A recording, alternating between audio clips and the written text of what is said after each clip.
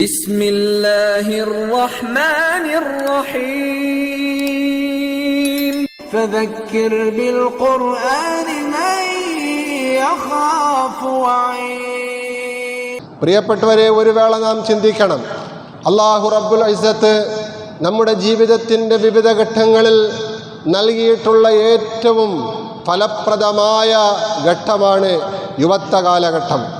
അല്ലാഹു വിശുദ്ധമായ ഖുർആനിൽ അതിനെ വിശേഷിപ്പിച്ചിട്ടുള്ളത് ശക്തിയുടെയും കരുത്തിൻ്റെയും കാലമെന്നാണ്.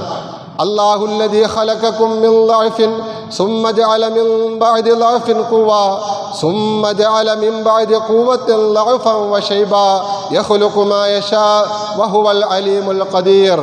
സൂറത്തുർ റൂം 54-ാമത്തെ ആയത്ത്. അല്ലാഹു എന്താണ് നമുക്ക് നൽകുന്ന ബോധനം? അല്ലാഹുല്ലദീ ഖലഖകും മിൻ ളഅഫിൻ, അല്ലാഹു നിങ്ങളെ ബലഹീനമായ ഒരവസ്ഥയിൽ അല്ലാഹു സൃഷ്ടിച്ചു. സുമ്മ ജഅല മിൻ ബഅദി ളഅഫിൻ ഖുവ്വ, ആ ബലഹീനമായ അവസ്ഥ മാറ്റി അല്ലാഹു ശക്തിയുടെയും കരുത്തിൻ്റെയും അവസ്ഥയും ഘട്ടവും നിങ്ങളുടെ ജീവിതത്തിൽ അല്ലാഹു സംജാതമാക്കി. സുമ്മ ജഅല മിൻ ബഅദി ഖുവ്വത്തിൻ ളഅഫൻ വശൈബാ, പിന്നെ ആ ശക്തിയുടെയും കരുത്തിൻ്റെയും സന്ദർഭവും ഘട്ടവും മാറ്റിയിട്ട് വീണ്ടും ബലഹീനതയുടെയും നരയുടെയും ഘട്ടത്തിലേക്ക് നിങ്ങളെ അല്ലാഹു കൊണ്ടെത്തിക്കുന്നു. യഖ്ലുഖു മാ യശാ, അവൻ ഉദ്ദേശിക്കുന്നത് പോലെ സൃഷ്ടി നടത്തുന്നത് അല്ലാഹുവാണ്. വഹുവൽ അലീമുൽ ഖദീർ, അല്ലാഹു ഏറെ അറിയുന്നവനും എല്ലാത്തിനും കഴിവുറ്റവനുമാണ്. പരിശുദ്ധമായ ഈ ആയത്ത് വിശദീകരിച്ചുകൊണ്ട് മഹാന്മാരായ മുഫസ്സിറുകൾ നമുക്ക് പഠിപ്പിച്ചു തരുന്നത്, ഖലഖകും മിൻ ളഅഫിൻ, ബലഹീനമായ അവസ്ഥയിൽ അല്ലാഹു നിങ്ങളെ പടച്ചു എന്നതുകൊണ്ട് തുഷീറു ഇലാ ളഅഫിൽ ബിദായത്തിൽ ഇൻസാനിയത്തി ഫി ഹാലത്തി തുഫൂലത്തി വസ്സിഗർ, ബാല്യവും ശൈശവവുമാണ് അല്ലാഹു ഉദ്ദേശിക്കുന്നത്. നമ്മുടെ ശൈശവവും ബാല്യവും നമുക്കറിയാം. നമുക്കൊന്നിനും സ്വയം കഴിവില്ലാത്ത കാലഘട്ടങ്ങളായിരുന്നു. വീണ്ടും അല്ലാഹു സുബ്ഹാനഹു വ തആല ആ ഘട്ടത്തെ മാറ്റിയിട്ട് സുമ്മ ജഅല മിൻ ബഅദി ളഅഫിൻ ഖുവ്വ യുശീറു ഇലാ മർഹലത്തി ശാബി വൽ ഖുവ്വത്തിൽ ബദനിയത്തി വൽ അഖലിയ, മനുഷ്യന് ബുദ്ധിപരമായും ആരോഗ്യപരമായും കരുത്തും ശക്തിയും പകരുന്ന യുവത്വ കാലഘട്ടത്തിലേക്ക് അല്ലാഹു നിങ്ങളെ മാറ്റുകയുണ്ടായി. പ്രിയപ്പെട്ടവരെ, ഇത് അല്ലാഹു നമുക്ക് നൽകിയ വലിയ അനുഗ്രഹമാണ്. കരുത്തും ആരോഗ്യവുമുള്ള യുവത്വ കാലഘട്ടം അല്ലാഹുവിൻ്റെ അനുഗ്രഹങ്ങളിൽ ഏറ്റവും പ്രധാനപ്പെട്ട ഒരു അനുഗ്രഹമായിട്ട് എൻ്റെ പ്രിയപ്പെട്ട സഹോദരങ്ങൾ മനസ്സിലാക്കണമെന്ന് ഈ സന്ദർഭത്തിൽ ഓർമ്മപ്പെടുത്തുകയാണ്. എന്നിട്ട് ആ യുവത്വം അല്ലാഹുവിൻ്റെ ദീനിന് ഉപകരിക്കുന്ന നിലയിൽ, ഫലപ്രദമായ നിലയിൽ നമുക്ക് ഉപയോഗപ്പെടുത്താൻ കഴിയണം. മുതിർന്ന പ്രായം ചെന്ന എൻ്റെ ശബ്ദം ശ്രവിക്കുന്ന പ്രിയപ്പെട്ട പിതാക്കന്മാർ, നമ്മുടെ വീടുകളിലുള്ള കുടുംബങ്ങളിലുള്ള യുവാക്കളെ, കൗമാരപ്രായക്കാരെ പരമാവധി ദീനുമായിട്ടടിപ്പിക്കുവാനും ധാർമ്മിക മേഖലകളിൽ അവരുടെ കരുത്തും അവരുടെ ആരോഗ്യവും അവരുടെ യുവത്വവും ചിലവഴിക്കുവാനുള്ള ഇടപെടലുകൾ നടത്തുകയും ചെയ്യേണ്ടിയിരിക്കുന്നു. പ്രിയപ്പെട്ടവരെ, യുവത്വം വല്ലാതെ വഴിതെറ്റിപ്പോയിക്കൊണ്ടിരിക്കുന്ന ഒരു കാലഘട്ടത്തിലാണ് നാം ജീവിച്ചു കൊണ്ടിരിക്കുന്നത്.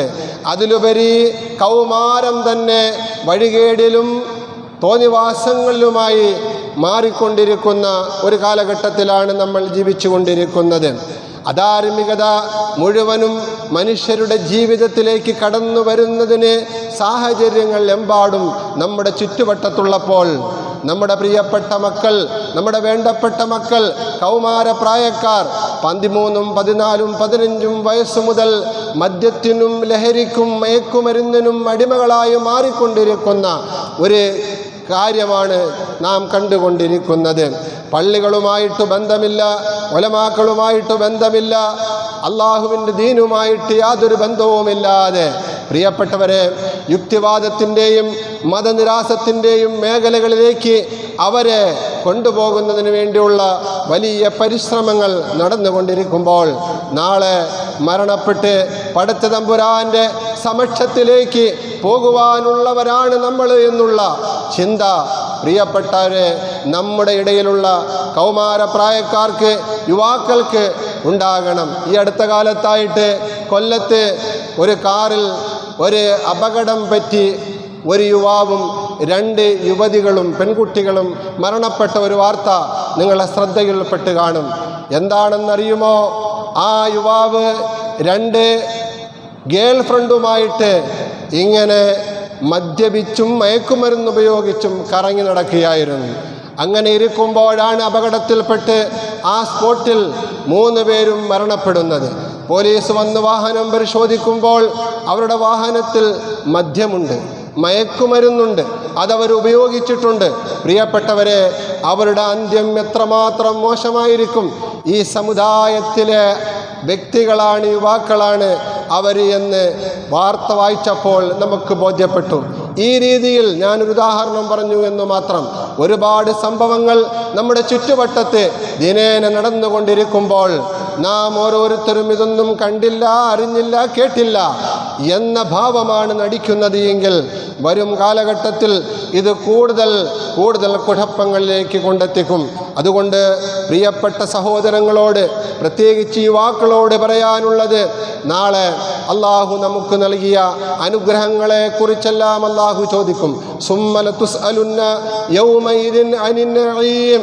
വിചാരണ നാളിൽ അള്ളാഹു നൽകിയ അനുഗ്രഹങ്ങളെ സംബന്ധിച്ച് ചോദ്യം ചെയ്യപ്പെടുമ്പോൾ അതിൽ ഏറ്റവും പ്രധാനപ്പെട്ട ഒരനുഗ്രഹം നമ്മുടെ ജീവിതത്തിലുള്ള യുവത്വ കാലഘട്ടമാണ്, ആരോഗ്യ കാലഘട്ടമാണ്, ചോരത്തിളപ്പിൻ്റെ കാലഘട്ടമാണ്, കരുത്തിൻ്റെ കാലഘട്ടമാണ്. ആ കാലഘട്ടം എങ്ങനെയാണ് ചിലവഴിച്ചത് എന്ന് പടച്ച തമ്പുരാൻ ചോദിക്കുമ്പോൾ പ്രിയപ്പെട്ടവരെ, എന്താണ് നമുക്ക് മറുപടി പറയാൻ പറ്റുന്നത്? എൻ്റെ പ്രിയപ്പെട്ട പിതാക്കന്മാരുടെ മുമ്പിൽ ഇരുന്ന് ശബ്ദം ശ്രവിക്കുമ്പോൾ നിങ്ങളുടെ ഇന്നലകളെ സംബന്ധിച്ച്, യുവത്വ കാലഘട്ടത്തെ സംബന്ധിച്ച് അള്ളാഹു നിങ്ങളോട് നാളെ മഹ്ശറയിൽ വെച്ച് വിചാരണ നാളിൽ ചോദ്യം ചെയ്താൽ നമുക്ക് എന്തായിരിക്കും മറുപടി പറയാൻ കഴിയുന്നത്? അള്ളാഹുവിൻ്റെ ഭാഗത്തു നിന്നും തൃപ്തിയും പൊരുത്തവും കാരുണ്യവും ലഭിക്കുന്ന രീതിയിൽ നാം ഓരോരുത്തർക്കും പറയാൻ മറുപടി എന്തായിരിക്കും ഉള്ളത്? അള്ളാഹുവിൻ്റെ പ്രവാചകൻ പഠിപ്പിച്ചു, ലാ തസൂലു ഖദമ ഇബ്നി ആദമ ഹത്താ യുസ്അല അൻ അർബഇൻ. 4 കാര്യങ്ങൾക്ക് വ്യക്തമായ മറുപടി പറയാതെ മഹ്ശറയിൽ വെച്ച് ഒരാൾക്കും നിൽക്കുന്ന സ്ഥലത്ത് നിന്ന് അവരുടെ പാദങ്ങൾ ഒന്നും മാറ്റി ചവിട്ടാൻ കഴിയാത്ത വിചാരണ നാളാണ് മഹ്ശറ. ആ 4 കാര്യങ്ങൾ പ്രിയപ്പെട്ടവരെ, ഏറ്റവും പ്രധാനപ്പെട്ട ഒന്ന് വഅൻ ശബാബിഹി ഫീമാ അബ്ലാ. എങ്ങനെയാണ് യുവത്വം ചിലവഴിച്ചത്, ഉപയോഗപ്പെടുത്തിയത്, നശിപ്പിച്ചു കളഞ്ഞത് എന്നുള്ള ചോദ്യമാണ്. പ്രിയപ്പെട്ടവരെ, നമ്മളിൽ എത്ര പേർക്കാണെന്ന് പറയാൻ പറ്റുന്നത് എൻ്റെ യുവത്വം ഇസ്ലാമിന് ഉപകാരപ്രദമായ നിലയിൽ, ദീനിന് ഉപകാരപ്രദമായ നിലയിൽ ഞാൻ ചിലവഴിച്ചു, എൻ്റെ ആത്മാവിനെ നന്നാക്കുന്നതിന് പറ്റിയ ധാർമ്മികമായ പ്രവർത്തനങ്ങളിൽ ഞാൻ ഇടപെടുകയുണ്ടായി. ഞാൻ എൻ്റെ യുവത്വം അധാർമികമായ മാർഗങ്ങളിൽ, തെറ്റുകളിൽ ചിലവഴിച്ചിട്ടില്ല എന്നാർക്കാണ് പറയാൻ കഴിയുന്നത്? പ്രിയപ്പെട്ട സഹോദരങ്ങളെ, പറയാൻ കഴിയുമെങ്കിൽ നമുക്ക് വിജയിക്കാൻ സാധിക്കും. പറയാൻ കഴിഞ്ഞില്ലെങ്കിലോ നമ്മൾ പരാജിതരായിരിക്കും. അള്ളാഹുവിൻ്റെ വിശുദ്ധമായ ഖുർആൻ പറയുന്നുണ്ട്, യൗമ യഗല്ലു ളാലിമു അലാ യദൈഹി യഖൂലു യാ ലൈതനി ഇത്തഖദതു മഅർ റസൂലി സബീലാ. വിചാരണ നാളിൽ അല്ലാഹു റബ്ബുൽ ഇസ്സത്ത് നമ്മുടെ പ്രവർത്തനങ്ങളുടെ മുഴുവനും റെക്കോർഡുകൾ നമ്മെ ബോധ്യപ്പെടുത്തിക്കൊണ്ട് നമ്മളോട് അല്ലാഹു വിചാരണ ചെയ്യുമ്പോൾ പ്രിയപ്പെട്ട സഹോദരങ്ങളെ, അന്നൊരു വിഭാഗം ആൾക്കാർ യൗമ യഗല്ലു ളാലിമു അലാ യദൈഹി, അവരുടെ കൈകളിൽ നിരാശരായി കടിച്ചുകൊണ്ട് ആ കൈകൾ കുടയുന്ന അവസ്ഥയുണ്ടാകുമെന്ന് പരിശുദ്ധമായ ഖുർആൻ നമ്മെ ഓർമ്മപ്പെടുത്തുന്നു. യഖൂലു യാ ലൈതനി ഇത്തഖദതു മഅർ റസൂലി സബീലാ. എൻ്റെ പരിശുദ്ധ റസൂൽ എനിക്ക് പഠിപ്പിച്ചു തന്ന രക്ഷയുടെ മാർഗം ഞാൻ സ്വീകരിച്ചിരുന്നു എങ്കിൽ എനിക്കിന്ന് ഗതികേട് വരികയില്ല എന്ന് അന്ന് വിലപിക്കുമെന്ന് ഖുർആൻ നമ്മെ ഓർമ്മപ്പെടുത്തുന്നു. ആ സന്ദർഭത്തിൽ അവൻ പറയും, യാ വൈലത്താ ലൈതനി ലം അത്തഖിദ് ഫുലാനൻ ഖലീലാ.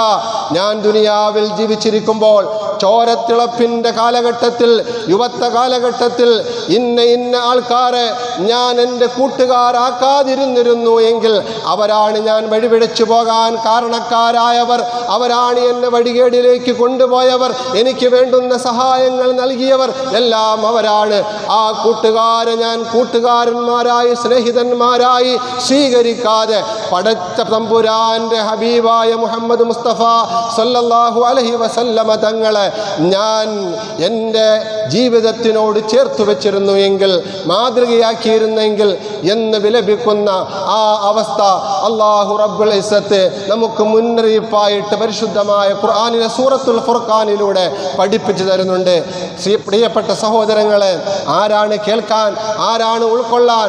നാളെ മഹ്ശറയിൽ വെച്ച് ഈ രീതിയിൽ മനുഷ്യൻ അവൻ്റെ യുവത്വം അധാർമികമായ മേഖലകളിൽ ചിലവഴിച്ചുകൊണ്ട് പാപികളും കുറ്റക്കാരുമായി മാറിയാൽ രക്ഷയില്ലാത്ത അവസ്ഥയിൽ അവിടെ നിന്ന് വിലപിക്കുന്ന അവസ്ഥയുണ്ടാകും.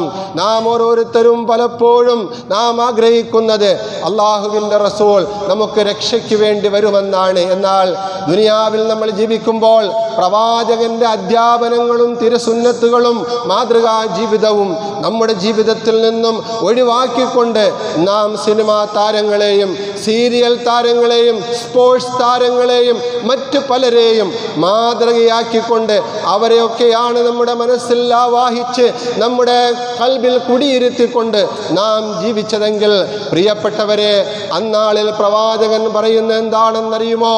വഖാലർ റസൂലു റബ്ബി ഇന്ന ഖൗമി ഇത്തഖദു ഹാദൽ ഖുർആന മഹ്ജൂറാ. വഖാലർ റസൂൽ, ആദരവായ നബി മുഹമ്മദ് മുസ്തഫ സല്ലല്ലാഹു അലൈഹി വസല്ലം തങ്ങൾ അല്ലാഹുവിനോട് പറയും, റബ്ബി തമ്പുരാനെ, ഇന്ന ഖൗമി, തീർച്ചയായും എൻ്റെ ജനത, അവൻ മുസ്ലിമായിരുന്നു, എൻ്റെ അനുയായിയായിരുന്നു, അവൻ്റെ നാമം മുസ്ലിം നാമമായിരുന്നു, അവൻ്റെ മാതാപിതാക്കൾ മുസ്ലിമായിരുന്നു, അവനും മഹല്ലിൽ മെമ്പർഷിപ്പ് ഉണ്ടായിരുന്നു, അവൻ പള്ളിയിൽ അംഗമായിരുന്നു. പക്ഷേ ഹാദൽ ഖുർആന, ഈ ഖുർആനിനെ അവൻ മഹ്ജൂറ, അവഗണിക്കുകയാണ് ചെയ്തത്. ആ സ്ഥാനത്ത് മറ്റു പല അശ്ലീലതകളും അവനോടൊപ്പം ഉണ്ടായിരുന്നു. അവൻ്റെ മൊബൈൽ അവൻ 24 മണിക്കൂറും നോക്കിക്കൊണ്ടിരുന്നത് അശ്ലീല ചിത്രങ്ങളായിരുന്നു. അവൻ കേട്ടുകൊണ്ടിരുന്നത് അവനെ ഹരം പിടിപ്പിക്കുന്ന സംഗീതങ്ങളായിരുന്നു. അങ്ങനെ കാണുകയും കേൾക്കുകയും എല്ലാം ചെയ്തത് തോന്നിവാസങ്ങളായിരുന്നു.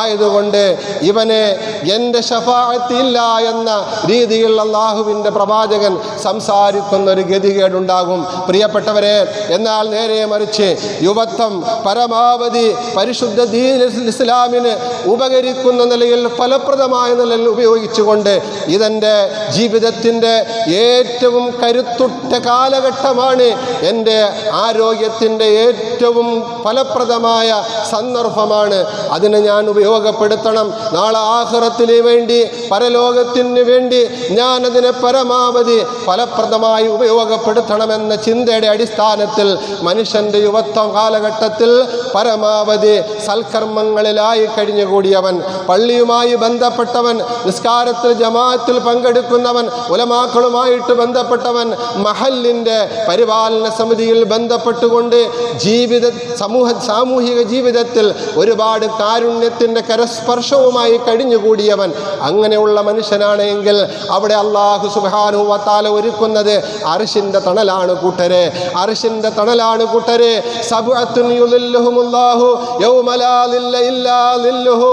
7 വിഭാഗം ആൾക്കാർക്ക് മഹ്ശറയിൽ അല്ലാഹു സുബ്ഹാനഹു വ തആല പ്രത്യേകമായ പരിഗണന നൽകിക്കൊണ്ട് അവൻ്റെ രാജസിംഹാസനത്തിൻ്റെ തണലിട്ട് കൊടുത്തുകൊണ്ട് അല്ലാഹു സഹായം ചെയ്യുന്ന 7 വിഭാഗം ആൾക്കാരെ കുറിച്ച് പരിശുദ്ധ റസൂൽ സ്വല്ലല്ലാഹു അലൈഹി വസല്ലം തങ്ങൾ നമുക്ക് പഠിപ്പിച്ചു തന്നപ്പോൾ രണ്ടാമതായി പ്രവാചകൻ പറഞ്ഞത് ഷാബുൻ നശഅ ഫീ ഇബാദത്തില്ലാ, ഷാബുൻ നശഅ ഫീ ഇബാദത്തില്ലാ, അല്ലാഹുവിനെ ഇബാദത്ത് ചെയ്ത് കഴിഞ്ഞുകൂടിയ ഒരു യുവാവാണ് നാളെ അർശിൻ്റെ തണൽ ലഭിക്കുന്നവൻ എന്നാണ്. പ്രിയപ്പെട്ടവരെ, അങ്ങനെയുള്ളവരിൽ ഉൾപ്പെടാനാണ് നാം ഓരോരുത്തരും ശ്രമിക്കേണ്ടത്. കഴിഞ്ഞ പ്രഭാഷണത്തിൽ ഞാൻ പറഞ്ഞില്ലായിരുന്നോ, മുഹമ്മദ് മുസ്തഫ സല്ലല്ലാഹു അലൈഹി വസല്ലം തങ്ങളുടെ സഹാബാക്കളിൽ അധിക പേരും യുവാക്കളായിരുന്നു.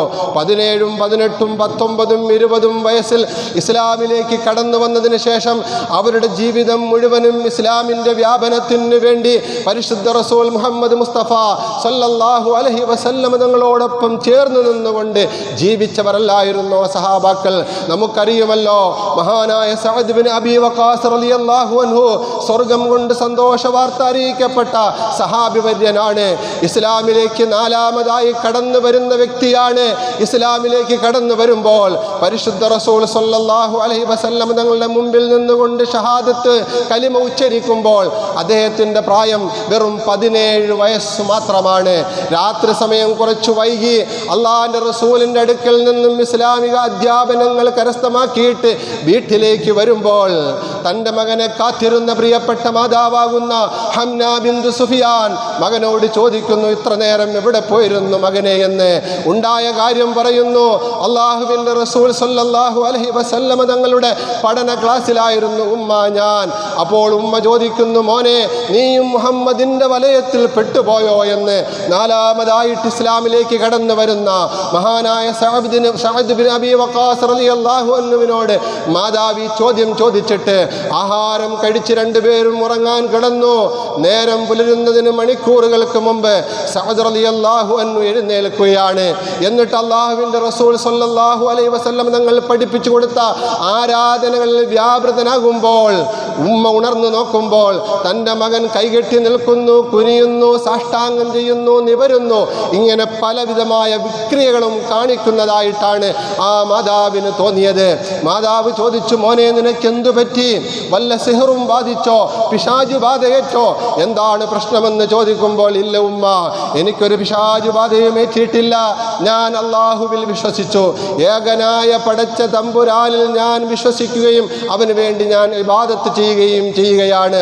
ആ സന്ദർഭത്തിൽ ഖുറൈശികളിൽപ്പെട്ട സഅദ് റളിയല്ലാഹു അൻഹുവിൻ്റെ മാതാവ് ശപഥം ചെയ്യുകയാണ്, മോനെ നീ ഈ പ്രസ്ഥാനത്തിൽ നിന്നും മാറുകയും നമ്മുടെ പഴയ മതത്തിലേക്ക് തിരിച്ചു വരികയും ചെയ്തെങ്കിൽ മാത്രമേ ഉമ്മ ഇനി ആഹാരം കഴിക്കുകയുള്ളൂ, ഉറങ്ങുകയുള്ളൂ, തലയിൽ എണ്ണ തേക്കുകയുള്ളൂ. ഈ രീതിയിൽ ഉഗ്രമായ ശപഥം ചെയ്തുകൊണ്ട് സഅദ് റളിയല്ലാഹു അൻഹുവിൻ്റെ വിശ്വാസത്തിൽ നിന്നും തൗഹീദിൽ നിന്നും അദ്ദേഹത്തെ മതം മാറ്റുന്നതിന് വേണ്ടി മാതാവ് ശ്രമിക്കുകയാണ്. ആ സന്ദർഭത്തിൽ സഅദ് റളിയല്ലാഹു അൻഹു പറയുകയാണ്, ഉമ്മ ഞാൻ അള്ളാഹുവിൽ വിശ്വസിച്ചു പോയതിൻ്റെ പേരിൽ, പരിശുദ്ധ റസൂൽ സല്ലല്ലാഹു അലൈഹി വസല്ലം തങ്ങളുടെ അനുയായിയായി പോയതിൻ്റെ പേരിൽ നിങ്ങൾ ഈ കടുത്ത ശപഥവുമായിട്ട് മുന്നോട്ട് പോയാൽ എൻ്റെ പ്രിയപ്പെട്ട ഉമ്മ, നിങ്ങളുടെ ശപഥത്തിൽ നിങ്ങൾക്ക് തുടരാം, പക്ഷേ എൻ്റെ വിശ്വാസത്തിൽ നിന്ന് ഞാൻ വ്യതിചലിക്കുകയില്ല എന്ന് പറഞ്ഞുകൊണ്ട് ഉമ്മായ പരമാവധി ആ ശപഥത്തിൽ നിന്നും സമരത്തിൽ നിന്നും പിന്തിരിപ്പിക്കാൻ ശ്രമിക്കുന്ന സഅദ് ബിൻ അബീ വഖാസ് റളിയല്ലാഹു അൻഹു ഒരു ദിവസം കഴിഞ്ഞു. ആഹാരം കഴിക്കാത്തതിൻ്റെ പേരിൽ സഅദിൻ്റെ ഉമ്മാക്ക് വല്ലാത്ത ശാരീരികമായ ബുദ്ധിമുട്ട് അനുഭവിച്ചു. രാത്രി ഉറങ്ങാത്തതിൻ്റെ പേരിൽ അതിനേക്കാൾ ശാരീരികമായ പ്രയാസങ്ങൾ. 2 ദിവസമായി 3 ദിവസമായി ജലപാനം നടത്തിയിട്ടില്ല, ആഹാരം കഴിച്ചിട്ടില്ല, ഉറങ്ങിയിട്ടില്ല. എന്താ കാരണം? മകൻ മുസ്ലിമായി പോയി എന്നതിൻ്റെ പേരിൽ. പ്രിയപ്പെട്ടവരെ, ഇങ്ങനെ ഇരിക്കുമ്പോൾ സഅദ് റളിയല്ലാഹു അൻഹു പ്രിയപ്പെട്ട റസൂലിനോട് ഈ കാര്യം പറയുകയാണ്. റസൂലുള്ളാഹി സ്വല്ലല്ലാഹു അലൈഹി വസല്ലം തങ്ങൾ സഅദിനെ ഉപദേശിക്കുകയാണ്, പരമാവധി മാതാവുമായിട്ട് സഹകരിക്കുക, അവരെ വേണ്ടുന്ന സഹായങ്ങൾ ചെയ്തു കൊടുക്കുക. സഅദ് റളിയല്ലാഹു അൻഹു ഭക്ഷണം പാചകം ചെയ്ത് ഉമ്മയുടെ സ്നേഹത്തോടു കൂടി കൊണ്ടുവച്ച് കൊടുത്തിട്ട് ഉമ്മ ഒന്ന് കഴിക്കെന്ന് പറയുമ്പോൾ അങ്ങോട്ടൊന്ന് നോക്കുക പോലും ചെയ്യാതെ സഅദ് റളിയല്ലാഹു അൻഹുവിനോട് വെറുപ്പും വിദ്വേഷവും കാണിച്ചു കൊണ്ടിരുന്നു. അടുത്തുകൂടിയ ബന്ധുക്കൾ നീ നിന്റെ തള്ളയെ കൊല്ലാൻ തന്നെ തീരുമാനിച്ചോ എന്നുള്ള കുത്തുവാക്കുകൾ പറഞ്ഞുകൊണ്ട് സഅദ് റളിയല്ലാഹു അൻഹുവിനെ പ്രയാസപ്പെടുത്താനും എരുതിയിൽ എണ്ണ ഒഴിക്കാനും ശ്രമിച്ചു കൊണ്ടിരിക്കുമ്പോൾ 4ാമത്തെ ദിവസം റസൂലുള്ളാഹി സ്വല്ലല്ലാഹു അലൈഹി വസല്ലമിന്റെ അടുക്കൽ സഅദ് റളിയല്ലാഹു അൻഹു എന്നിട്ട് ചോദിക്കുകയാണ്, നബിയെ ഞാൻ എന്താണ് വേണ്ടത്? ഞാൻ വിശ്വസിച്ചതിൻ്റെ പേരിൽ, ഞാൻ അള്ളാഹുവിനെ കൊണ്ട് വിശ്വസിച്ചതിൻ്റെ പേരിൽ എൻ്റെ മാതാവ് ഈ രീതിയിലാണ് എന്നോട് പെരുമാറുന്നത്.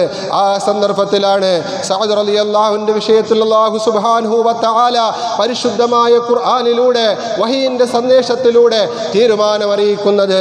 വവസ്സൈനൽ ഇൻസാന ബിവാലിദൈഹി ഹമലത്തുഹു ഉമ്മുഹു വഹനൻ അലാ വഹൻ വഫിസാലുഹു ഫി ആമൈൻ അൻഷ്കുർ ലി വലിവാലിദൈക വഇൻ ജാഹദാക അലാ അൻ തുശ്രിക ബിമാ ലൈസ ലക ബിഹി ഇൽമുൻ ഫലാ തുതിഉഹുമാ വസാഹിബുഹുമാ ഫിദ് ദുനിയാ മഅറൂഫാ. അല്ലാഹുവിൻ്റെ വിശുദ്ധമായ ഖുർആൻ മാതാപിതാക്കളോട് കാണിക്കേണ്ടുന്ന മര്യാദകളെയും മാതാപിതാക്കളോട് ചെയ്തു കൊടുക്കേണ്ടുന്ന കടമകളെയും കുറിച്ചെല്ലാം വിശദീകരിച്ചതിന് ശേഷം പറയുകയാണ്, വഇൻ ജാഹദാക അലാ അൻ തുശ്രിക ബി, നിന്നെ മതത്തിൽ നിന്നും പിന്തിരിപ്പിക്കാൻ വേണ്ടിയാണ് നിന്റെ മാതാപിതാക്കൾ ശ്രമിക്കുന്നത് എങ്കിൽ, ശിർക്കിലേക്ക് കൊണ്ടുപോകാനാണ് അവർ ശപഥം ചെയ്തുകൊണ്ട് പരിശ്രമിക്കുന്നത് എങ്കിൽ, ഫലാ തുതിഉഹുമാ, അവർക്ക് നീ ഒരിക്കലും വഴിപ്പെട്ടു പോകരുത്. അള്ളാഹുവിൻ്റെ വിശുദ്ധമായ ഖുർആനാണ്.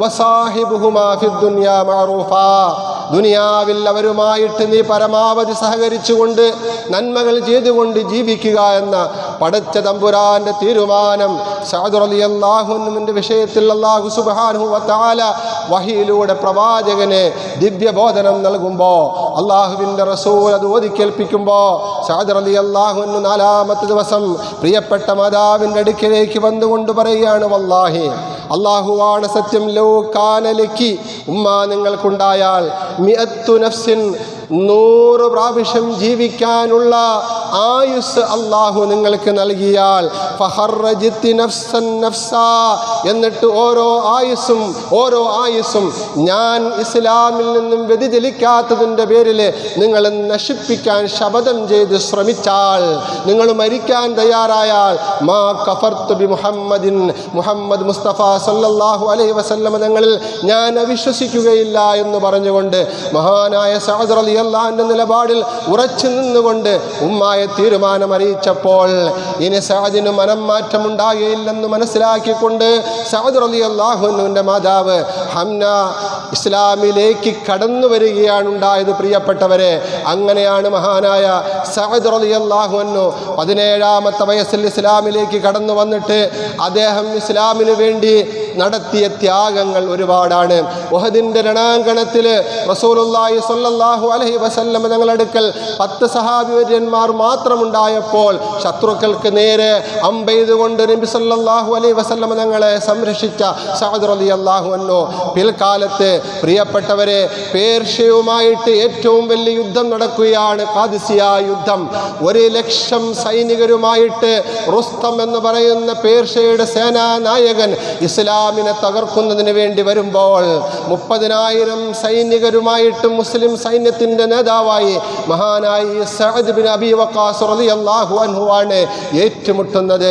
ആ സഅദ് റളിയല്ലാഹു അൻഹുവിൻ്റെ ഈമാനിൻ്റെയും തഖ്വയുടെയും കാരണത്താൽ പ്രിയപ്പെട്ടവരെ ഒരു വലിയ നദിയാകുന്ന ടൈഗ്രീസ് മുറിച്ച് കടക്കാൻ യാതൊരു മാർഗവും തൻ്റെ മുമ്പിൽ ഇല്ലാതെ നിൽക്കുമ്പോൾ സൈന്യത്തെ രണ്ടായി തിരിച്ചുകൊണ്ട് ആമിർ ബിൻ ആസിം റളിയല്ലാഹു അൻഹുവിൻ്റെ നേതൃത്വത്തിൽ ഒരു സൈന്യത്തെ നിലനിർത്തുകയും മറ്റൊരു സൈന്യത്തെ ഖൈനുഖാ റളിയല്ലാഹു അൻഹുവിൻ്റെ നേതൃത്വത്തിൽ നിർത്തുകയും ഞാൻ ചെയ്യുന്നത് പോലെ നിങ്ങൾ ചെയ്യണമെന്ന് പറഞ്ഞിട്ട് പ്രാർത്ഥിച്ച് ദുആ ചെയ്തുകൊണ്ട് ഹസ്ബുനല്ലാഹു വ നിഅമൽ വക്കീൽ നിഅമൽ മൗലാ വ നിഅമൻ നസീർ എന്ന പരിശുദ്ധമായ കലിമ ഉച്ചരിച്ചുകൊണ്ട് കുതിരയെ ആ ടൈഗ്രീസ് നദിയുടെ വെള്ളത്തിൻ്റെ മുകളിലൂടെ കിലോമീറ്ററുകളോളം നീളത്തിൽ പായിച്ചപ്പോൾ മണ്ണിൽ എങ്ങനെയാണോ കുതിരയുടെ കാലുകൾ കുളമ്പടികൾ ഉരസിക്കൊണ്ട് ശബ്ദം കേൾക്കുന്നത്, അതുപോലെ വെള്ളത്തിൻ്റെ മുകളിലൂടെ പാഞ്ഞു പോകാൻ കഴിയുമാറ് രീതിയിലുള്ള തഖ്വയുടെയും കറാമത്തിൻ്റെയും അത്ഭുതത്തിൻ്റെയും ഉടമയായി പിൽക്കാലത്ത് മാറിയ മഹാനായ സഅദ് ബിൻ അബി വഖാസ് റളിയല്ലാഹു അൻഹു പ്രിയപ്പെട്ടവരെ നാളെ മഹ്ശറയിൽ വരും, അള്ളാഹുവിൻ്റെ കോടതിയിൽ വരും. ആ സഅദ് റളിയല്ലാഹു അൻഹുവിനോട് ചോദിക്കും, സഅദേ, നിന്റെ യുവത്വം നീ എങ്ങനെ ചിലവഴിച്ചു?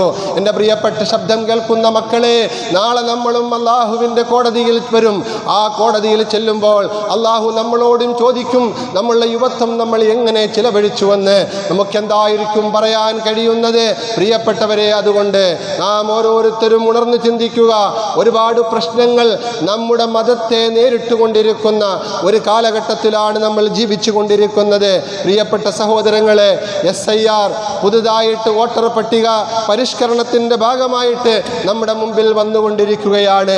എന്താണ് യഥാർത്ഥത്തിൽ സത്യത്തിൽ നിരീക്ഷണം നടത്തുന്ന ചരിത്രകാരന്മാർ ഇന്ത്യ രാജ്യത്തിൻ്റെ നിലവിലെ അവസ്ഥയെ പഠിച്ചിട്ടുള്ള യഥാർത്ഥ ചിന്തകന്മാർ പറയുന്നത് ഇപ്പോൾ ഈ നടക്കുന്ന SIR സ്പെഷ്യൽ ഇൻറ്റൻസീവ് റിവിഷൻ എന്ന തീവ്ര പരിഷ്കരണം വോട്ടേഴ്സ് ലിസ്റ്റിൽ നടത്തിക്കൊണ്ടിരിക്കുന്നത് യഥാർത്ഥത്തിൽ NRCയുടെ രൂപം മാറി വന്ന ഒരു പ്രക്രിയയാണ് എന്നാണ്.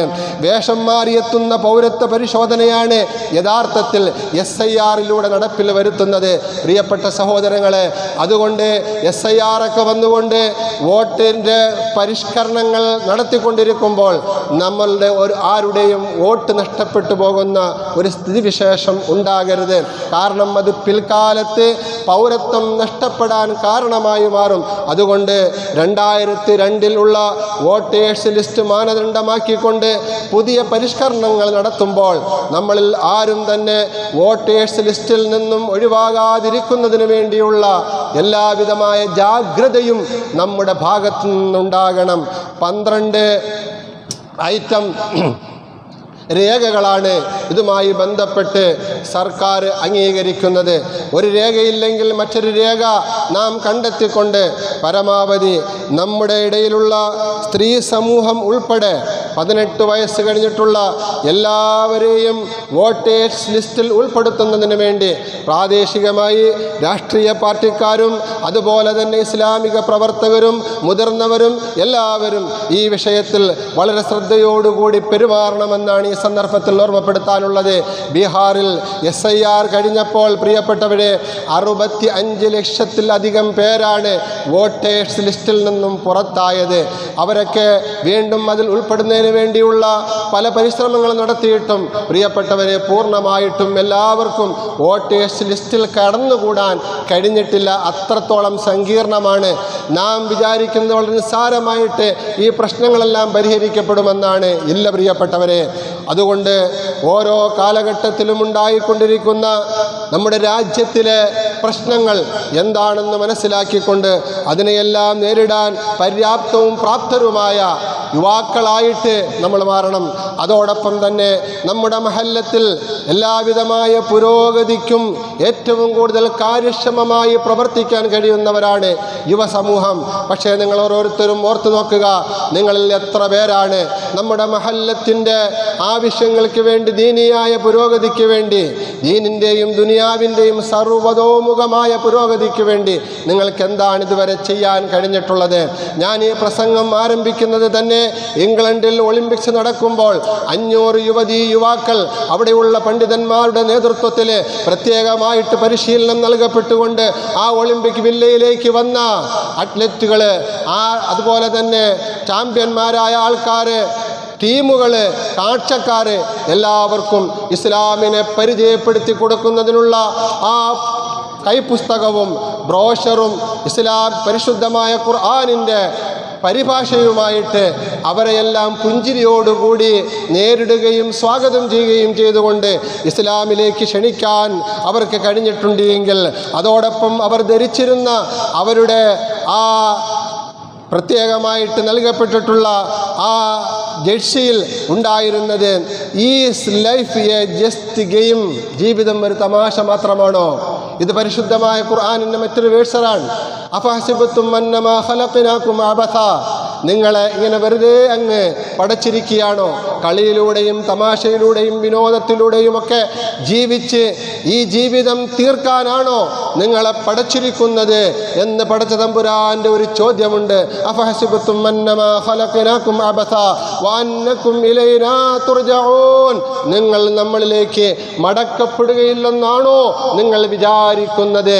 ഇത് അവർക്ക് മനസ്സിലാകുന്ന രീതിയിൽ അവരുടെ ഭാഷയിൽ മൊഴിമാറ്റം നടത്തിക്കൊണ്ട് അവർക്ക് വായിക്കാനും ഒരു വേള ചിന്തിക്കാനും പര്യാപ്തമായ നിലയിൽ അവർ ആ വിഷയത്തിൽ ഏർപ്പെട്ടപ്പോൾ ധാരാളം പേർ ഇസ്ലാമിലേക്ക് കടന്നു വരാൻ കാരണമായിട്ടുണ്ട് എങ്കിൽ പ്രിയപ്പെട്ടവരെ, നമ്മളുടെ പ്രവർത്തനങ്ങൾ കണ്ടുകൊണ്ട് പരിശുദ്ധമായ ഇസ്ലാമിൻ്റെ സംസ്കാരം കണ്ടുകൊണ്ട് നമ്മുടെ സഹപ്രവർത്തകരിൽ, നമ്മുടെ കൂട്ടുകാരിൽ, അമുസ്ലിമുകളായ നമ്മളുടെ അയൽവക്കക്കാരിൽ ആർക്കെങ്കിലും ഇസ്ലാമിൻ്റെ ഒരു നന്മ ഉൾക്കൊള്ളാൻ ഇതുവരെയും കഴിഞ്ഞിട്ടുണ്ടോ? അതിന് ഉള്ള ഇടപെടലുകൾ നടത്താൻ നമുക്ക് സാധിച്ചിട്ടുണ്ടോ? അതുകൊണ്ട് നാളെ മഹ്ശറയിൽ നമ്മളും ചെല്ലും. ഈ സഹാബിവര്യന്മാരാകുന്ന ഈ പുണ്യപുരുഷന്മാര് അവരുടെ ജീവിതം, അവരുടെ യുവത്വം മുഴുവനും ഇസ്ലാമിന് വേണ്ടി ഒഴിഞ്ഞു വെച്ച അവരും വരും. പ്രിയപ്പെട്ടവരെ, മഹാനായ അലി റളിയല്ലാഹു അൻഹു, എത്ര പേരാണ് മുസ്ലിമീങ്ങളിൽ നിന്നും അലി റളിയല്ലാഹു അൻഹുവിനെ അറിയുന്നത്? അലി റളിയല്ലാഹു അൻഹുവിനെ റോൾ മോഡലാക്കിക്കൊണ്ട് ജീവിക്കേണ്ട യുവത്വം ഇന്ന് വേറെ പലരെയുമല്ലേ പ്രിയപ്പെട്ടവരെ മാതൃകയാക്കുന്നത്. അതുകൊണ്ട് സാന്ദർഭികമായി ഞാൻ ഉണർത്തുന്നു, അലി റളിയല്ലാഹു അൻഹുവിനെ കുറിച്ച് നമ്മൾ പഠിക്കുക. അലി റളിയല്ലാഹു അൻഹു വിദ്യാഭ്യാസ രംഗത്ത്, കായിക രംഗത്ത്, യുദ്ധരംഗത്ത്, രാഷ്ട്രതന്ത്രജ്ഞരുടെ രംഗത്ത് എല്ലാം ഏറ്റവും മുൻപന്തിയിലായിരുന്നു. ആ അലി റളിയല്ലാഹു അൻഹുവാണ് നമുക്ക് മാതൃകയാകേണ്ടത്. 10 വയസ്സിൽ ഇസ്ലാമിലേക്ക് കടന്നു വന്ന് പരിശുദ്ധ റസൂൽ സ്വല്ലല്ലാഹു അലൈഹി വസല്ലം തങ്ങളോടൊപ്പം ജീവിതം പങ്കിട്ട മഹാനായ അലി റളിയല്ലാഹു അൻഹുവിൻ്റെ എത്രയെത്ര വീരേതിഹാസങ്ങളുടെ സംഭവങ്ങളാണ് അയവറക്കാൻ ഇസ്ലാമിക ചരിത്രത്തിനുള്ളത്. ഖൈബറിൻ്റെ രണാങ്കണത്തിൽ റസൂലുള്ളാഹി സ്വല്ലല്ലാഹു അലൈഹി വസല്ലം തങ്ങൾ സൈനിക നിയോഗം നടത്തുമ്പോൾ അലി റളിയല്ലാഹു അൻഹുവിനെയാണ് സേനാ നായകനാക്കുന്നത്. തലേ ദിവസം വരെ പനി ബാധിച്ചും ചെങ്കണ്ണ് ബാധിച്ചും രോഗിയായി കഴിയുന്ന അലി റളിയല്ലാഹു അൻഹുവിൻ്റെ കയ്യിലാണ് നബി സല്ലല്ലാഹു അലൈഹി വസല്ലം തങ്ങൾ ഈ കൊടി കൊടുക്കാൻ, ഇസ്ലാമിൻ്റെ കൊടി കൊടുക്കാൻ തിരഞ്ഞെടുത്തത്. എന്താ കാരണം പ്രിയപ്പെട്ടവരെ? ഖൈബറിൻ്റെ രണാങ്കണത്തിൽ പോകുമ്പോൾ അവിടെ സൈനിക കമാൻഡറായിട്ട് ശത്രുക്കളുടെ നിരയിൽ മുൻപന്തിയിൽ നിൽക്കുന്നത് മുറഹിബാണ്. മുറഹിബാണെങ്കിലോ ഇസ്ലാമിനെ വെല്ലുവിളിച്ചുകൊണ്ട് ആമിർ റളിയല്ലാഹു അൻഹുവിനെ കൊന്ന ആമിർ റളിയല്ലാഹു അൻഹുവിൻ്റെ രക്തത്തിന് കാരണമായി തീർന്ന കൊലപാതകം നടത്തിയ വ്യക്തിയാണ്. അദ്ദേഹവുമായിട്ട് ദ്വന്ദ്വയുദ്ധം നടത്തിക്കൊണ്ട് വിജയം വരിക്കണമെങ്കിൽ അലി റളിയല്ലാഹു അൻഹു അല്ലാതെ മറ്റാരുമില്ല എന്ന് നബി തങ്ങൾ മനസ്സിലാക്കിക്കൊണ്ട് ചോദിച്ചു, അലി എവിടെ? അലി റളിയല്ലാഹു അൻഹു വഹുവ യഷ്തക്കി ഐനൈഹി, 2 കണ്ണുകളിൽ രോഗം ബാധിച്ചുകൊണ്ട് കഴിഞ്ഞുകൂടുകയാണ്. എന്നാലും അലിയെ എൻ്റെ സമക്ഷത്തിലേക്ക് കൊണ്ടുവരാൻ നബി തങ്ങൾ പറയുകയാണ്. അങ്ങനെ കൊണ്ടുവരപ്പെടുകയാണ്. പരിശുദ്ധ റസൂൽ സ്വല്ലല്ലാഹു അലൈഹി വസല്ലം തങ്ങൾ അവിടുത്തെ ഉമനീരുപയോഗിച്ചുകൊണ്ട് അലി റളിയല്ലാഹു അൻഹുവിൻ്റെ കണ്ണുകൾ തടകി കൊടുക്കുകയും അലി റളിയല്ലാഹുവിൻ്റെ രോഗശമനത്തിനു വേണ്ടി പ്രാർത്ഥിക്കുകയും ചെയ്യുകയാണ്. എന്നിട്ട് പരിശുദ്ധ ദീനുൽ ഇസ്ലാമിൻ്റെ ധ്വജം, കൊടി അലി റളിയല്ലാഹുവിൻ്റെ കയ്യിൽ കൊടുത്തിട്ട് പറയുകയാണ്, ഖൈബറിൻ്റെ രണാങ്കണത്തിൽ പോയിട്ട് ആദ്യമായിട്ട് ഇസ്ലാമിലേക്ക് അവരെ ക്ഷണിക്കുകയാണ് വേണ്ടത്. എന്നിട്ട് അള്ളാഹു അവർക്ക് നിർബന്ധമാക്കിയിട്ടുള്ള ബാധ്യതകൾ, ഇടപാടുകൾ എന്താണെന്ന് അവരെ മനസ്സിലാക്കി കൊടുക്കുകയാണ് ചെയ്യേണ്ടത്. അവർ ഇസ്ലാം ഉൾക്കൊള്ളാനും അവരുടെ ശത്രുതാ നിലപാട് അവസാനിപ്പിക്കാനും തയ്യാറായാൽ അവരുമായിട്ട് യുദ്ധം ചെയ്യരുത്. പക്ഷേ നബി സല്ലല്ലാഹു അലൈഹി വസല്ലം തങ്ങളുടെ നിർദ്ദേശം അനുസരിച്ചുകൊണ്ട് പോയ അലി റളിയല്ലാഹു അൻഹുവിനും തൻ്റെ പിന്നിലുള്ള സൈന്യത്തിനും നേരിടേണ്ടി വന്നത് യുദ്ധമായിരുന്നു. മുറഹിബ് എഴുന്നേറ്റ് നിന്നുകൊണ്ട് രണാങ്കണത്തിൽ പറഞ്ഞു, ഖദ് അലിമത് ഖൈബറു അന്നി മുറഹിബു ഷാക്കി സിലാഹി ബത്തലും മുജറബു. ഈ ഓരോ മണൽത്തരികൾക്കും അറിയാം ഈ മുറഹിബ് ആരാണ് എന്ന്. യുദ്ധമുണ്ടാകുമ്പോൾ അതിൻ്റെ മുന്നിൽ നിന്ന് ധീരോദാത്തമായ നിലയിൽ പോരാടിയിട്ടുള്ള ഈ മുറഹിബിനെ പരാജയപ്പെടുത്താൻ നിങ്ങളുടെ കൂട്ടത്തിൽ ആരുണ്ട് എന്ന് ചോദിക്കുമ്പോൾ അലി റളിയല്ലാഹു അൻഹു പറയുകയാണ്, അനല്ലദീ സമ്മച്നി ഉമ്മി ഹൈദറ കലൈസി ഗബാത്തിൻ കരീഹിൽ മല്ലറ അകീലുകും ബിസാഇ കൈലൻ സന്ദറ. എനിക്കെൻ്റെ ഉമ്മ ജന്മം നൽകിയപ്പോൾ ഫാത്തിമത്തു ബിന്ത് സഅദ് എന്ന മാതാവ് എനിക്ക് പേര് നൽകിയത് കാട്ടിലുള്ള പുലിക്കുട്ടി എന്നാണ്. അതുകൊണ്ട് മുറഹിബേ, ഞാൻ നിന്നെ അളന്നു കഴിഞ്ഞു. കൈലൻ സന്ദറ, സന്ദർ എന്ന അളവ് പാത്രത്തിൽ എന്ന് പറഞ്ഞുകൊണ്ട് അലി റളിയല്ലാഹു അൻഹു മുറഹിബുമായിട്ട് ഏറ്റുമുട്ടുകയാണ്. ദ്വന്ദ്വയുദ്ധം നടക്കുകയാണ്. മുറഹിബിൻ്റെ വെട്ടേറ്റുകൊണ്ട് അലി റളിയല്ലാഹു അൻഹുവിൻ്റെ പരിച ദൂരെ തെറിച്ചു പോകുമ്പോൾ തടുക്കാൻ, വാളുകൊണ്ടുള്ള വെട്ട് തടുക്കാൻ ഗത്യന്തരമില്ലാത്ത അലി റളിയല്ലാഹു അൻഹു പെട്ടെന്ന് അദ്ദേഹത്തിൻ്റെ ദൃഷ്ടിയിൽ പതിയുന്നത് ഖൈബർ കോട്ടയുടെ പ്രഥമ വാതിലാണ്. ഹസ്ബുനല്ലാഹു വനിഅമൽ വക്കീൽ എന്നുള്ള പരിശുദ്ധമായ കലിമ ഉച്ചരിച്ചുകൊണ്ട് ആ കോട്ടയുടെ വാതിൽ അതാ ഇങ്ങ് പിടിച്ചുകൊണ്ട് മഹാനായ അലി റളിയല്ലാഹു അൻഹു ആ കോട്ടവാതിൽ പരിചയായി ഉപയോഗപ്പെടുത്തിക്കൊണ്ടാണ് പിന്നെ മുറഹിബുമായിട്ട് യുദ്ധം ചെയ്തുകൊണ്ട് മുറഹിബിനെ പരാജയപ്പെടുത്തുകയും ഇസ്ലാമിന് വിജയം വരിക്കാൻ സാധ്യം ചെയ്തത്.